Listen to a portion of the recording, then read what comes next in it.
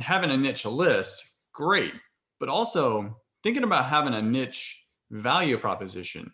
So one of the things I've been telling folks, and you can let me know your thoughts on this, is I'll ask this to a room. I said, hey, who here can offer quick cash closing a week or two? Like everyone raising their hand. So it was like, okay, how are any of you different than the other person then? So what value proposition can you now offer that's different from the other person? Do you have any thoughts on that?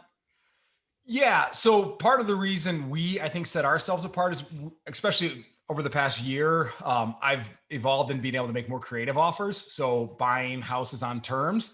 The other, value proposition we have is I can typically pay more money than most people because I know our buyers list is way stronger than everybody else's in our market. Maybe there's one or two that have a similar level as ours.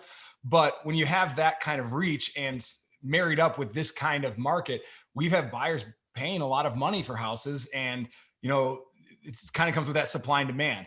But in terms of other value propositions that we offer that maybe not everyone does, is we have a dedicated team to, once we sign this agreement, one, you can call me whenever you want or whoever signed the agreement. And you're also going to have our dispositions manager hold your hand through the entire title process. We're going to do everything for you. The only time we'll ask you for anything is if it's something specifically from you that you need to get us or need to sign on their behalf, and then just show up for closing.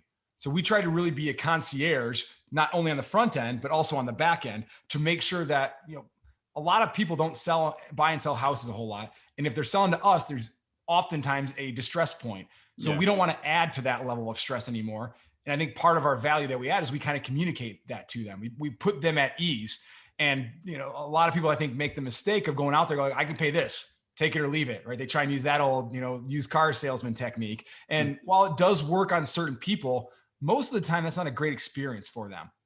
And as I've been in this business longer, it's strange. I didn't think that referral business and distressed homes would be a big thing.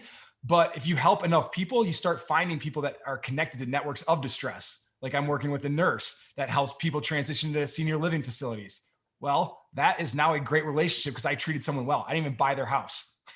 You said something too that it just popped in my mind, as you can pay more than other folks because you have better systems in place. You've got better resources to monetize that lead. And what popped to mind is something Russell Brunson had said in a podcast a while back is, and I really think this was advice that he had gotten from maybe Jay Abraham or one of the other like marketing gurus, in the sense that the business that's the most successful is the one that can pay the most for the lead, because you can pay the most for the lead. You end up squeezing out a lot of your competitions over time, and you can still maintain profit margin because you've got unique ways to monetizing them. So having, and that for you and for other wholesalers, is having a very robust and deep list of buyers ready to pay, in my opinion, crazy amounts for real estate. But hey, that's the market. That's the market we're given, and you're playing it well. Yeah, I mean, I hope none of our buyers are listening to this, but I don't know how some of you make money. I've run the numbers. It doesn't pencil out for me. I hope you have an awesome exit strategy that I'm going to pay attention to later. But yeah, I don't know if they're betting on appreciation again, or they're just willing to break even. Because I've had people, some of our buyers have told us that we don't have deals. I don't want to lose my crew. We'll work for, break even margins just to keep them busy. So, sometimes That's there's different dangerous. things. Oh, yes, I wouldn't want to not run my business that way. But at the end of the day, it's not my job to run their business. And if their check clears at closing, that's what matters as a wholesaler. And, then the seller has gotten what they wanted. The buyer's gotten what they wanted. We got what we wanted. So you got your triple win.